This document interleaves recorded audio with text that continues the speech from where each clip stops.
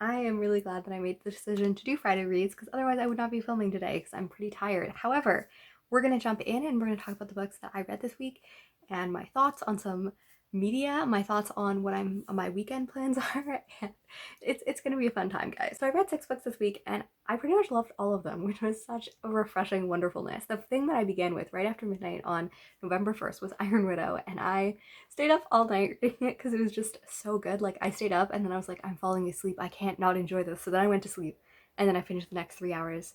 And it was just lovely. I really like, I'm going to butcher their name, Xiran Jay Zhao.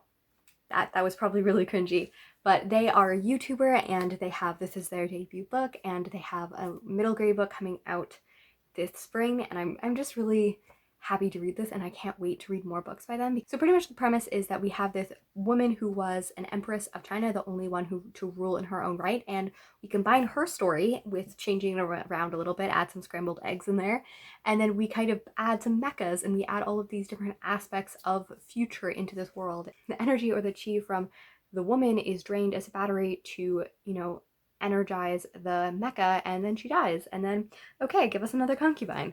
And she's really mad because her sister was murdered, or seemingly seems to be murdered, because her sister was never given the money or the payment for dying in battle, which means that somehow she died off battle. She wants to go and roll as a concubine to the same master that her sister did, and she's going to do revenge. And I really, really love this story.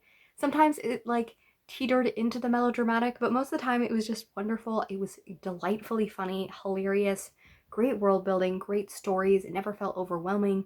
And one of my favorite things is that it tackled feminist issues without ever being preachy. Like, I'm a huge feminist, but sometimes people write about feminist things by just strong woman punches thing. And I'm like, no, that's not what I want from my female characters. She was able to be a little power hungry, but also just wanting to change things and be different without, being not like other girls. And I just really, really love this story. It was really fun. If you like YA fantasy, if you don't think you like YA fantasy, I still recommend it to you. And the next day on the 2nd, I was like, okay, I'm pumped up for reading. I want to read a new one. And I had taken this out of the library because Claire Reeds recommended it. She did a beautiful analysis on The Great Gatsby and how White Ivy compares to it, and how they're both kind of stories that talk about the American dream, but we really kind of not always talk, but when we talk about The Great Gatsby, we don't talk about race and we don't talk about women and stuff like that, and how that intersects with the American dream. And I really, really enjoyed this. It's not my favorite book ever, but it's definitely a 4-star. You know what I mean? It's that book that's it doesn't quite tip into the favorites, but it's I'm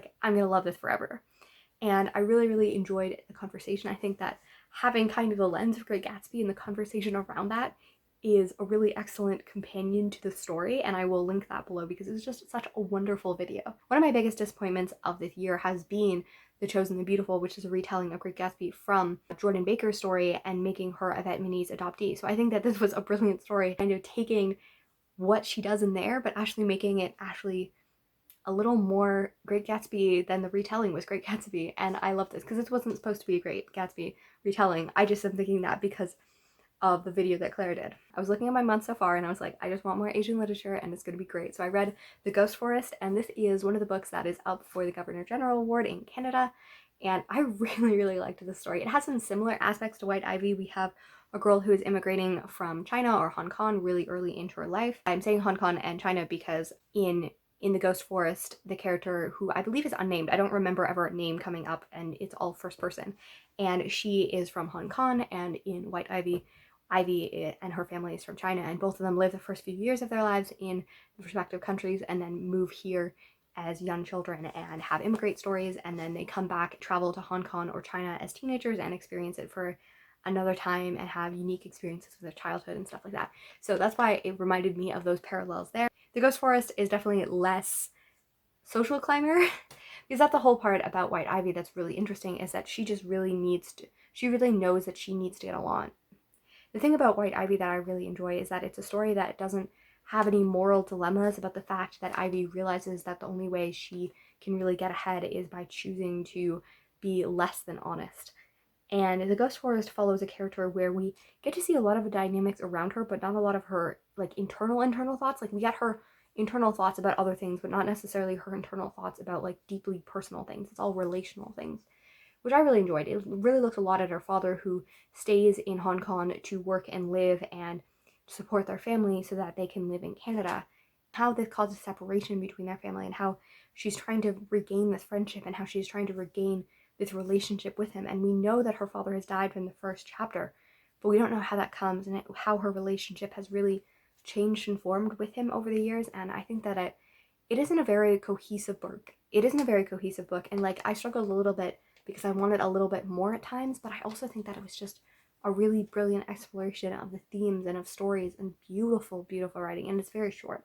So because I was enjoying these literary fiction books by women that explored a lot of themes and kind of had relations to classic works and stuff like that, I picked up The Days of Afrikite, and this was really wonderful. Again, it probably hit right before the 4-star, like really, really enjoyed. We'll think about it forever, but not a favorite. But like, I'm okay with those books. Like, not every book has to be a favorite to be really impactful, and this was so well done, and I'm really enjoying like looking up interviews. So I also listened to an interview about this, and it was really wonderful. It was an interview with her and Nicole Dennis Bean, and they kind of discussed themes and they discussed all of these things, and it really gave me an even more beautiful exploration of it. And her inspiration for this book came in Sula, and it came in Mrs. Dalloway, and it came in Zammy by Audre Lorde. And I haven't read Zammy, but I really, really love Audre Lorde, and I haven't read Mrs. Dalloway, but I really enjoy Virginia Woolf's work. So I had some framing things for that, and I really enjoy books that are referencing other books, and I love because they have conversations about this outside of the text, but the characters also discuss their own things because they're studying literature in school, and they're discussing how these things relate to their own lives. And it has the story of these two women. Our story begins with a middle-aged Black woman who is hosting a dinner party for her white husband who has just lost an election, and she also thinks that he might be arrested for fraud by the FBI or some kind of vote tampering. And this is set in the Obama era and late Obama era, and it's a very interesting story, and she uses this in the kind of frame of Mrs. Dalloway. She talked about in her interview about how she used this present day thing to look back at different areas of her life. So we look at her childhood, we look especially a lot at her college age era, when she got married, and she never really clearly defines her sexuality, and I think that that's true for a lot of people, but she identified as a lesbian in high school and dated exclusively women, and then she kind of had a relationship. She kind of slipped into a relationship with her now husband. Like, they were friends when she was dating other women, and then they just kind of did their own thing and eventually ended up married. And then like on their wedding day, they're kind of like, did we want this? And they're like, yeah, we'll divorce one day, don't worry, we're never gonna have kids. And now like they have a son and all of that. And it looks a lot at her relationship with her mother, and also looks at a lot at her and her friend Serena, who they dated in college, and their lives have gone on very different things. And she kind of talks about that in Sula, how that is specifically about these two women and how their lives are very much about each other, even though they're not in a romantic relationship. And we kind of look at this and see, what if they were in a romantic relationship? How does the parallel of their lives keep on coming together after all of these times apart and intersecting in important moments change how this is? So I really enjoyed those aspects. I have a long history with Sula of not liking it to understanding it more, and it's a book that I feel like I can read time and time again and get more out of it and increasingly like it. So I hope to reread Sula. I hope to read Mrs. Dalloway. I've been meaning to read Zammy for so long. It is a hard book to get, but I love Audre Lorde so much, so I know that I will be reading it sometime in my future because I have heard so many passages from it, and every passage I read, I'm like, dang, I need to read this book. Actually, talking about Zammy and how much I want to read that book every time, I listened to a poem by Fanny Choi this day, and it was really lovely. I have been meaning to read her for quite a while. I have read her in a few collections, and I even have a poem about her because I have a poem about all the Frances in my life. Somehow over the spring and summer, I read like 6 books with like Fanny's or Frances and stuff like that, and I was like, you know what, I'm gonna write a poem about it. And she's included that poem, so I really need to read her books. Just poetry books are so expensive, but like, you know, this might have finally tipped me over the thing that I really, really want to read Soft Magic, because I just love the way that she writes it. It's called The Turning Test, and I will link it in the description as well. It's like a 2-minute poem, and it's really, really well done. And last for my finished books this week, I have All Our Relations by Tania Telega. I really, really enjoyed this book. Seven Fallen Feathers is one of my favorite books I've ever read. It does a really good job of looking at residential schools, and this looks at a lot of Indigenous heritage and history in Canada and how that corresponds to the trauma that happens in Indigenous communities and nations today, and how that leads to mental health and to suicide. And it is a very gripping call of action that does not pull any punches. Like, Tania Telega is very introspection, and she's also very good at research, and she looks at it not only in Canada but also in Sami in Norway, in Australia and US and Brazil, and how all of these things are coming across because of colonialism and because of genocide and because of institutionalization. I think it was a really good book, and it's not very long. And if you live in a country that was colonized, I really recommend it. If you don't live in a country that was colonized, you were probably part of the colonization, so I think you should read it again. And I think that it's such a good book that you should read. And then I'm almost done, The Snowline by Tessa Mcwatt. I'm enjoying this a lot. I really, really enjoy her writing and the way that she intersperses these characters. Again, it doesn't have a ton of plot. This is my first novel by her. I have previously read her memoir, which was just incredible. And yeah, I'm really enjoying it. It's set in India in 2009 and looks at all of these characters, especially an old man coming alongside and having these interactions with young people as he's trying to get into a special place where he can let his wife's ashes be free, and he's trying to like look back at all of this history, look back at their lives and how much they're looking forward to. I'm predicting that it will also probably sit in the 3.75 to 4 star, like very memorable but not a favorite list. I'm really enjoying it. And I can't wait to read more of her books because I really just love the way that she writes, and I really enjoy the stories that she has to tell. Ever since the pandemic started, I've had a hard time with series. I really, really love TV series, and it's primarily what I've read, and I think that's why I've read so much this year, because I haven't actually been watching television very often. But one of my favorite shows came back this year, and I was really excited. It's Young Justice, which takes place and has these stories of the young heroes in the DC universe. It came out originally in 2010 and 2011, and then it was canceled. And I watched all of it probably in like 2016, and I just fell in love with how much I loved it. And then it was brought back, and that was the most exciting news ever. And third season aired in 2019, and then the fourth season finally aired this year. And it starts on Mars with two characters that I don't care very much about, and I was like kind of dreading my way through, and okay, and then episode 5 hits, and I'm just so much in love. Like, my favorite character is back, and she's exploring grief, which, you know, I feel like I relate to the women who just get like beaten a lot, and not like beaten in a cruel way. I think I really relate to characters who have a lot of emotional baggage, which probably says more about me than about them. But I really, really love Artemis. I love her story. I love all of the things and all of the ways that we look at her and her complex relationship with her family and complex relationship with the people that she's chosen as a family. And the animation is a lot slower now. They are using a lot more of like, you know, sound and talk over with less active animation. And I'm like, I understand that you don't have a huge budget, but I still love this show, and I'm very happy.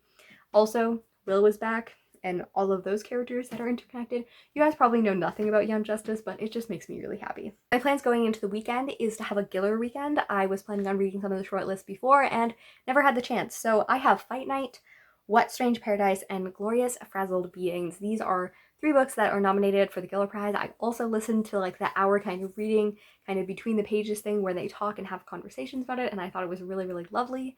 I'm really excited to read Listeners, but the hold is really, really long and I haven't gotten it. And sadly, Son of the House is just not that available. Like, it's only available on ebook, which is not my preference, and also it has a really long hold. So sadly, those are 2 books that I will not be getting toward Monday, but I'm excited to read 3 of them before, and hopefully one of them win, or if the other 2 are great, they will win. And yeah, that is my plan for the weekend. For housekeeping for the week that just came, I didn't actually film any of those videos. One was filmed back in August, and one was filmed the week before, and I just kind of posted them. I'm glad. I was not the most proud of them, but they received positive engagement, which always makes me happy. I feel like I'm just like often a very insecure little bee buzzing around, so I always love seeing your comments and seeing all of that. They make me happy, especially on weeks like this that were very exhausting. I am, you know, definitely, I am feeling energized and excited, but as always, I have chronic pain, so I am not sure. My light finally came on. I filmed this entire video and I just assumed that my light was broken and I wouldn't have any light, and then at the end, the light comes back, which is really annoying. So I don't know if I will be able to film anything this week. I did not film anything last week. They were pre-filmed videos, which I used, which were helpful. Always do that if you have time. And this week I have The Bell Jar, which is a video I actually filmed in 2019 for a compilation on mental health books, and I have it, and I always meant to post it and never did, so I'm really excited to share that with you. And let's see if I film anything else. But other than that, I am excited to have this week, and thank you for joining me on this weekly thing. Tell me which was your favorite book or all of those thoughts that I would love to hear. Bye.